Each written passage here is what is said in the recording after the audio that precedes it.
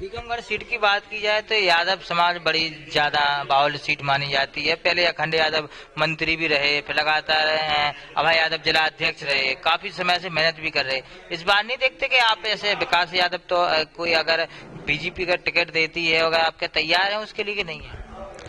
निश्चित तौर पर टीकमगढ़ विधानसभा एक यादव बाहुल्य सीट है, इसमें कोई दो राय नहीं है। आदरणीय दादा अखंड प्रताप सिंह जी यादव वहां से विधायक रहे, मध्य प्रदेश शासन में मंत्री भी रहे। इसमें कोई दो राय नहीं है कि टीकमगढ़ विधानसभा एक यादव बाहुल्य सीट है। और निश्चित तौर पर यदि पार्टी किसी भी यादव प्रत्याशी को यदि मौका देगी तो इसमें कोई दो राय नहीं है कि वो विजय प्राप्त करेगा। नमस्कार, आप देख रहे हैं राजधानी समाचार। बात की जाए मध्य प्रदेश के बुंदेलखंड के टीकमगढ़ जिले की एक विधानसभा है टीकमगढ़ में लगातार एक पार्टी की बात की जाए, भारतीय जनता पार्टी में तमाम नेताओं सभी तैयारी भी कर रहे, कुछ टिकट मांगने की तैयारी कर रहे, कुछ पार्टी में सेवा देने की तैयारी कर रहे। विकास यादव हमारे साथ हैं, सिंधिया जी के बड़े खास माने जाते हैं, टीकमगढ़ की राजनीति में एक अहम भूमिका रहती है। कैसे देखते हैं टीकमगढ़ का विधानसभा का चुनाव 2023 में? टीकमगढ़ में विधानसभा चुनाव 2023 में निश्चित तौर पर एक बार फिर से भारतीय जनता पार्टी को जनादेश मिलेगा और हमारी प्रदेश शासन की जो योजनाएं हैं उनका भरपूर लाभ टीकमगढ़ की जनता को मिल रहा है। इसमें कोई दो राय नहीं है कि जनता एक बार फिर से भारतीय जनता पार्टी का प्रत्याशी ही चुनेगी। तैयारी तमाम कर रहे हैं। आपके जिले के वीडियो वायरल हो रही के श्रीवास्तव की आपने देखी होगी, कहीं नाली साफ कर रहे, तो तमाम ऐसे लोग कांग्रेस देख रही है कहीं पार्टी में तालमेल नहीं है, मतभेद पैदा हो रहे, जैसे कांग्रेस के आरोप। नहीं, क्या होता है कि पार्टी में कहीं कोई मतभेद नहीं है। मनभेद कभी कभी आपसी नेताओं में हो सकते हैं, लेकिन मतभेद जैसी स्थिति नहीं है। जब भी चुनाव आता है आप देखते होंगे कि भारतीय जनता पार्टी का नेता से लेकर कार्यकर्ता तक सभी एकजुट होकर पूरे तरीके से पार्टी के लिए काम करते हैं और यही हमारी पार्टी का सफलता का राज है। वर्तमान की बात की जाए तो टीकमगढ़ भारतीय जनता पार्टी नगर पालिका हारी है, जिला पंचायत जीती। क्या ऐसे कारण रहे जो 23 साल बाद टीकमगढ़ नगर पालिका भारतीय जनता पार्टी हारी? यह टीकमगढ़ में नगर पालिका की हार पार्टी की हार नहीं है, ये कांग्रेस की ये धनबल की जीत है। निश्चित तौर पर पार्टी को कहीं जनता ने नहीं हराया है, ये तो सीधी धनबल की जीत है। उसी के आधार पर टीकमगढ़ में नगर पालिका हमारे हैं। लेकिन नगर पालिका में प्रत्याशी उम्मीदवार की बात की जाए तो जो निर्दलीय खड़े हुए थे विजय तिवारी, उनको पार्टी ने कैंडिडेट किया, पहले टिकट नहीं। ऐसी बहुत सारी सीटें हैं टीकमगढ़ में पार्षद की जो जिनको टिकट नहीं भाजपा ने दिया, पर निर्दलीय चुन के आए तो उनको अपना बना लिया। ऐसे करे क्या है, ऐसी पार्टी क्यों नहीं है सही तरीके से काम करती? क्या होता है कि देखो, गलतियां मानव स्वभाव होता है, कभी कभी गलती हो जाती है पार्टी द्वारा प्रत्याशी चयन में। और कहीं ना कहीं जो निर्दलीय प्रत्याशी को पार्टी ने अध्यक्ष कैंडिडेट बनाया था वो थे तो भाजपा परिवार से ही। कुछ समय के लिए कभी कभी परिवार में ऐसा होता है कि हमारा कोई सदस्य नाराज हो जाता है, लेकिन रहता तो वो पार्टी परिवार का सदस्य ही है। सुबह का भूला शाम को लौट आए तो उसको भूला नहीं कहते। आने वाले जो चुनाव है, विधानसभा है, लोकसभा है, पार्टी एक प्रत्याशी की भी दौड़ में लगी है। कहीं की वर्तमान जो विधायक है उनसे संगठन में इतनी स्थिति ठीक नहीं है, ऐसा पार्टी के लोग और अंदर ऐसी बातें चल रही, क्या सही है? नहीं, ऐसा तो सामान्य तौर पे कुछ नहीं है।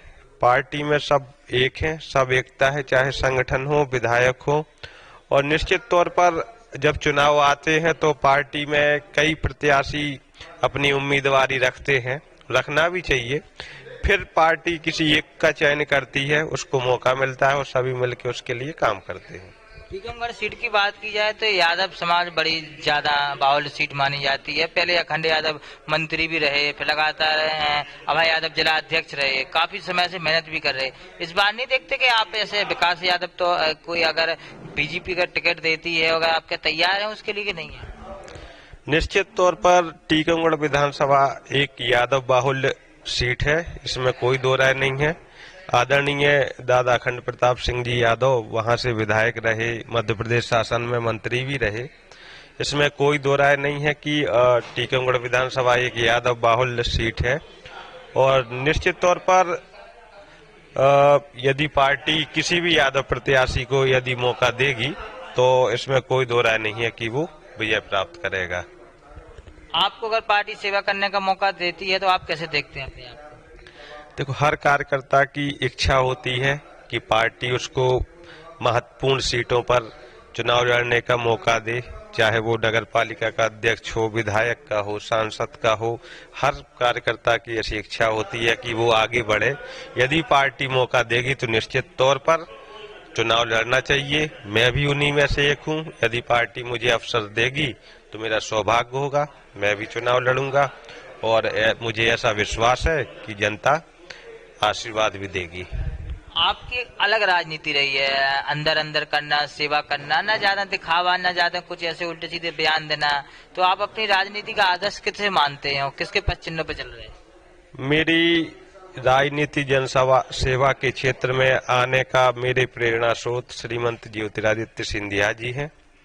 मैं उनका समर्थक कार्यकर्ता हूं, उनकी सेवा भावना से प्रेरित हूं और निश्चित तौर पर मेरा एकमात्र उद्देश्य उनके पद चिन्हों पर चलकर अपने टीकमगढ़ का समुचित विकास कराना है। टीकमगढ़ को देखा जाए कई मायनों में आज भी पिछड़ा हुआ है।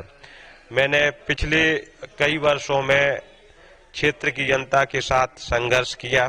टीकमगढ़ में चाहे वो रेलवे लाइन का मामला हो या फिर केंद्रीय विद्यालय की स्थापना, ये दोनों आधारभूत विकास कार्य कहीं न कहीं टीकमगढ़ की जनता के सहयोग से, आदरणीय ज्योतिरादित्य सिंधिया जी के सहयोग से इनमें हमने सफलता पाई और आज ये मूर्त रूप ले चुके हैं। और आज टीकमगढ़ में निश्चित तौर पर स्वास्थ्य से जुड़ी समस्या है। स्वास्थ्य सेवा उतनी अच्छी नहीं है, इस पर काम करने की आवश्यकता है और यदि मेडिकल कॉलेज टीकमगढ़ की जनता को मिले तो इसकी अत्यंत आवश्यकता है और इसके लिए निश्चित तौर पर मेरा प्रयास जारी है। एक बड़ा सवाल है, टीकमगढ़ शहर से जुड़ा हुआ है। जो महाराज माधवराव सिंधिया की जो मूर्ति एक रेस्ट हाउस में लगी है अभी, तो वो ढकी है।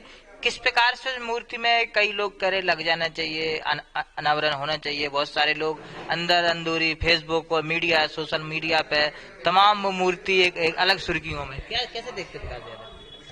स्वर्गीय माधवराव सिंधिया एक किसी क्षेत्र विशेष के नेता नहीं थे, वो एक राष्ट्रीय नेता थे।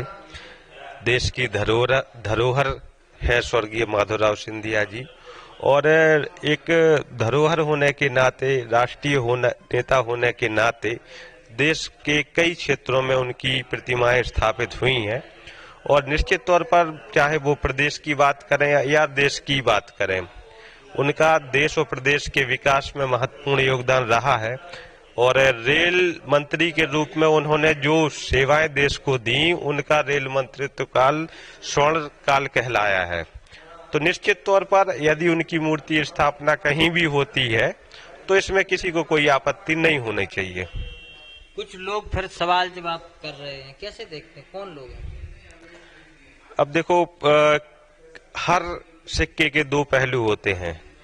किसी को हर अच्छाई में भी बुराई दिखती है, किसी को बुराई में भी अच्छाई दिखती है। कई बातें हैं, विरोधियों का काम विरोध करना है। आप अच्छा करोगे तब भी विरोध करेंगे, बुरा करोगे तब भी विरोध करेंगे। इसमें कोई दो राय नहीं है कि जिनका काम विरोध करना है उनको विरोध के अलावा कुछ दिखाई नहीं देता है। विकास यादव जी हमारे साथ थे, सिंधिया के बड़े समर्थक माने जाते हैं। टीकमगढ़ शहर से टीकमगढ़ जिले में एक ही बड़ा नाम है विकास यादव का, लेकिन तीखे सवाल थे, तीखे सवालों के उन्होंने जवाब दिया। जो मूर्ति को लेकर जो राजनीति बड़ी लोग सुर्खियां बटोर रहे थे कि ऐसा ऐसा, उसके भी उन्होंने उसी अंदाज में जवाब दिए जिस अंदाज के लिए विकास यादव जाने जाते हैं। राजधानी समाचार से नियमित की report, Bhopal, Madhya Pradesh. Subscribe now and press the bell icon. Never miss an update.